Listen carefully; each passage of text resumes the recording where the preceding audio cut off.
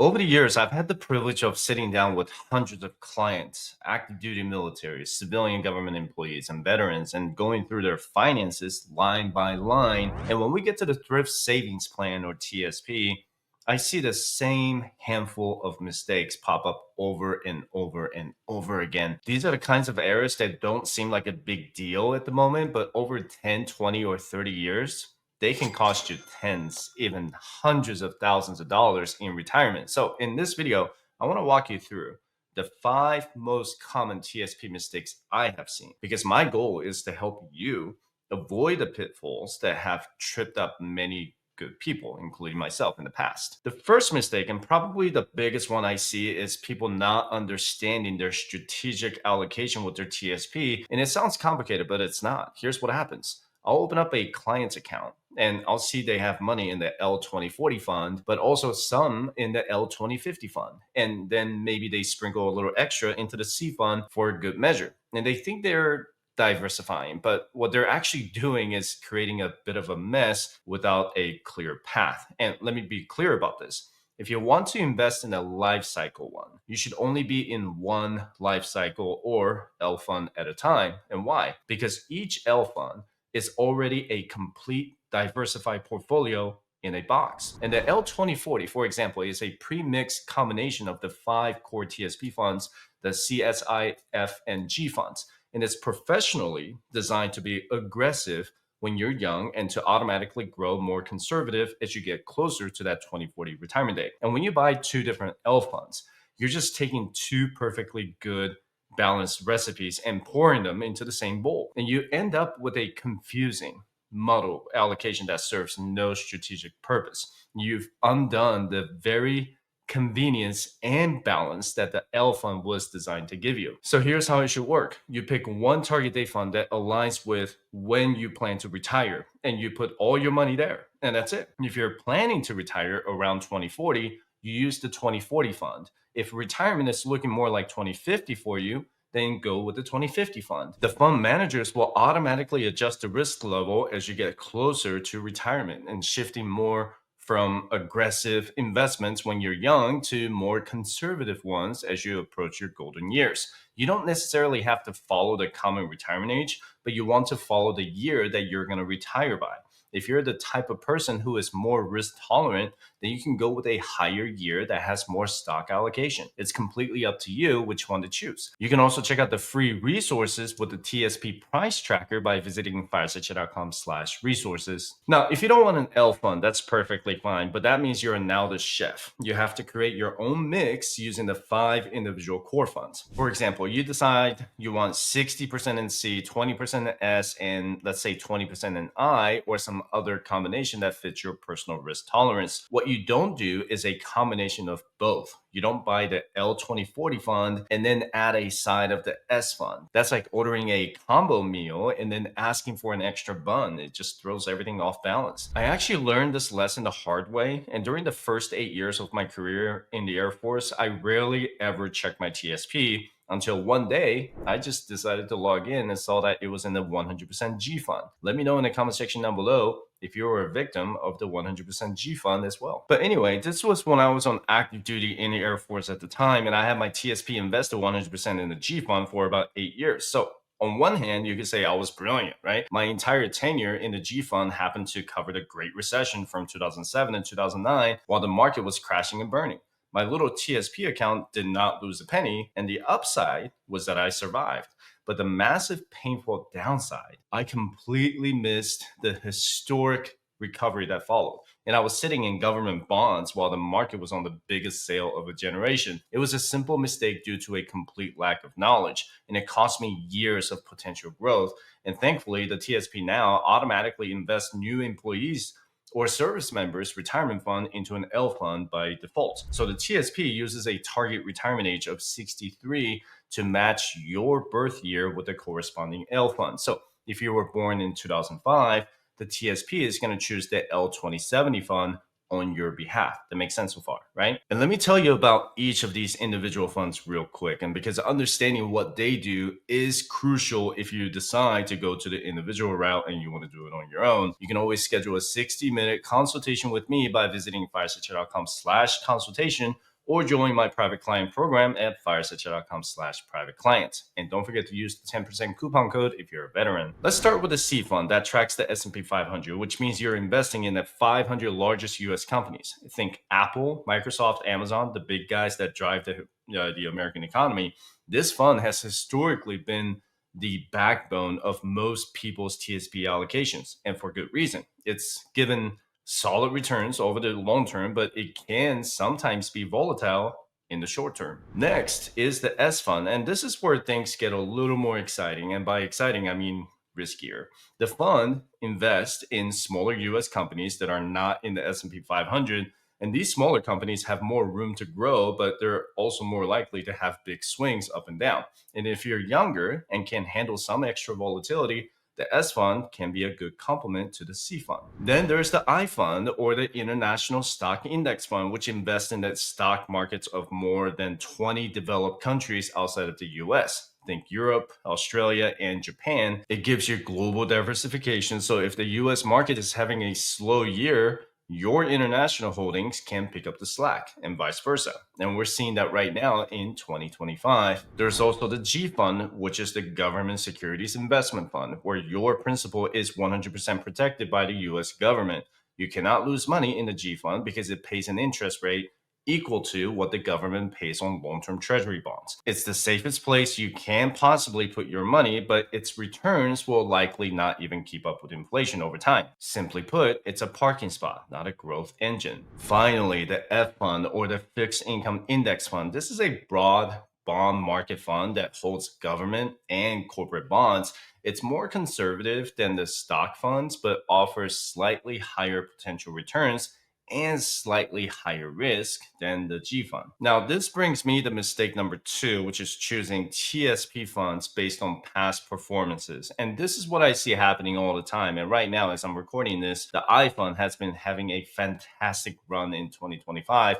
It's been outperforming the US funds. So what are people doing? They're getting performance anxiety. They see the I funds high numbers. They look at their C and S funds and they start moving their money over, chasing the hot return. And I've watched people do this for years, and it almost never works out the way they think it will. They move their money to whatever fund did best last year, and then that fund has a bad year while the fund they just left starts performing well, right? And it's like trying to time the market, which even professional investors struggle with. And instead of chasing last year's winner, think about how much exposure you want to each type of investment over the long term. If you want international exposure, maybe you allocate, let's say, 20% to the I fund and stick with it through good years and bad years. If you want small company exposure, maybe you could put 10% as an example in the S fund and leave it there. And the key is having a plan and sticking to it, not jumping around based on short-term performances. Now, mistake number 3 is a deeply personal one for me, and it still makes me cringe when I think about it. Sometime in 2013, I took out a TSP loan for $10,000, and I paid it back in December 2015, and I've regretted it ever since.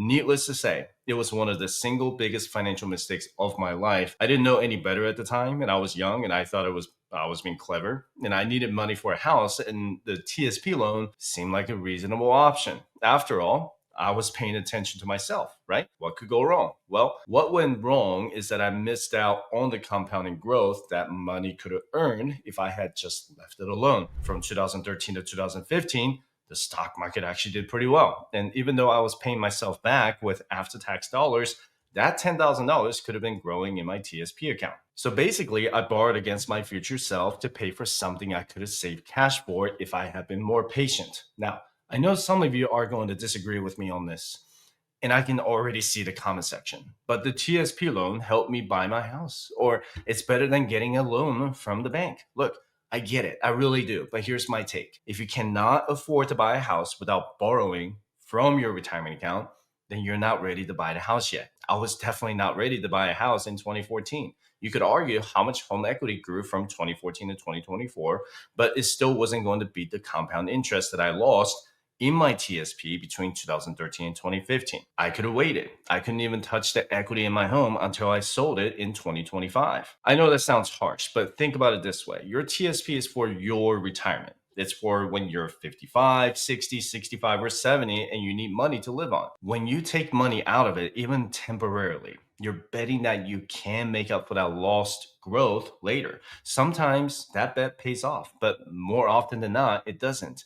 The simple rule I follow now is this: leave your TSP and any retirement accounts alone. It's for retirement, period. If you need money for something else, find another way to get it. Save up cash by reducing your TSP contributions to the employer match at 5%, but only temporarily. But don't rob your future self to pay for something today. Now, as for mistake number 4, it's something that hits close to home for me, and it should for you too. And if you've been through any major life changes, the mistake is not having a beneficiary on your TSP account or having the wrong beneficiary. And I've been divorced. So if I die tomorrow and I hadn't updated my beneficiary information, guess where my TSP money would go?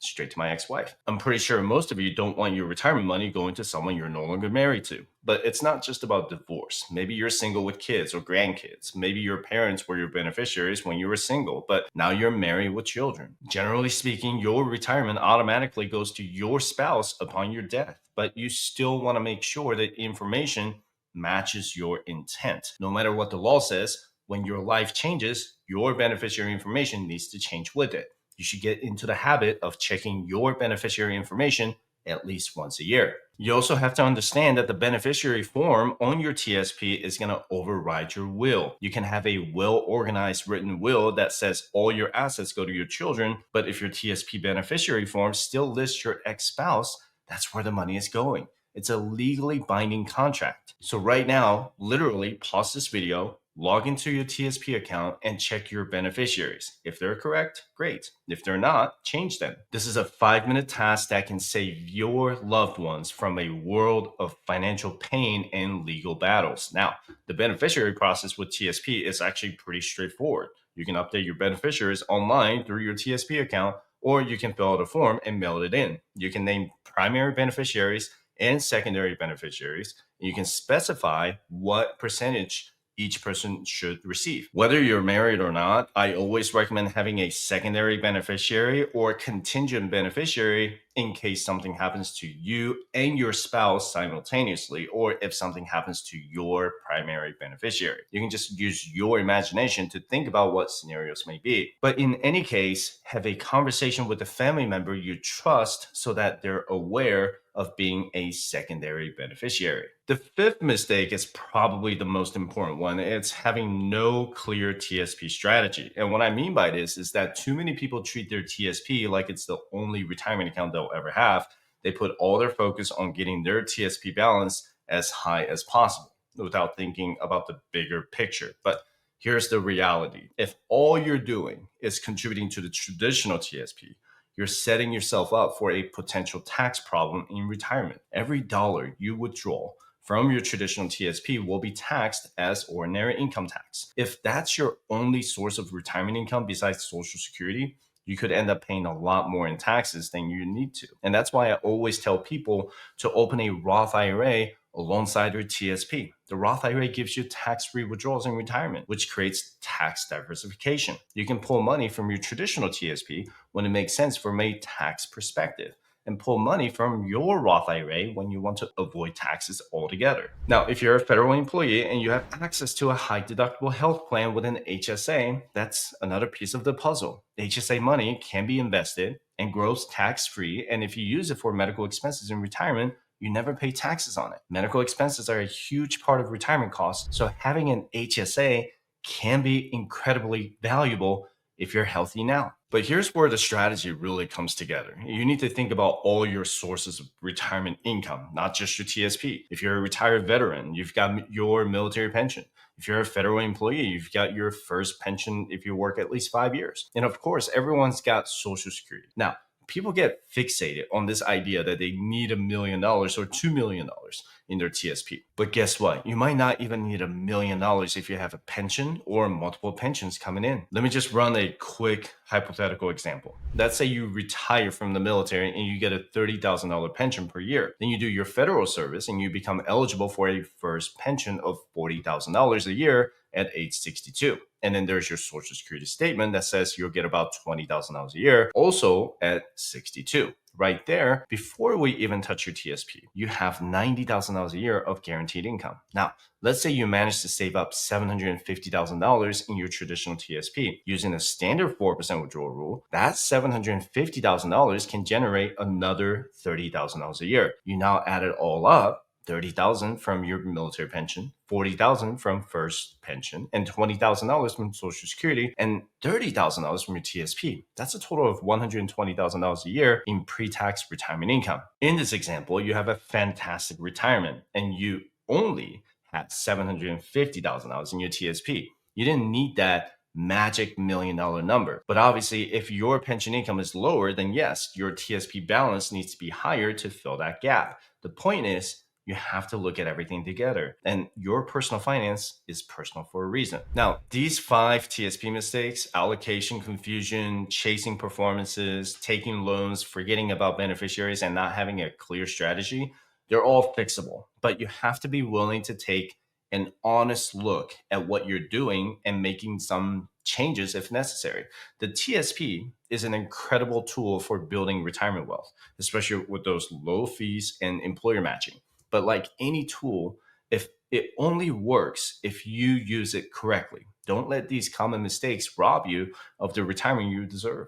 Take some time this week to log into your TSP account, review your allocations, check your beneficiaries, and make sure everything aligns with your long-term goals. Your future self will thank you for the attention you're paying to those details today. And trust me on this one, I've seen too many people reach retirement and realize they could have done things so much better if they had just avoided these simple mistakes along the way. And this has been another beast of a video, and I hope you got a lot out of it.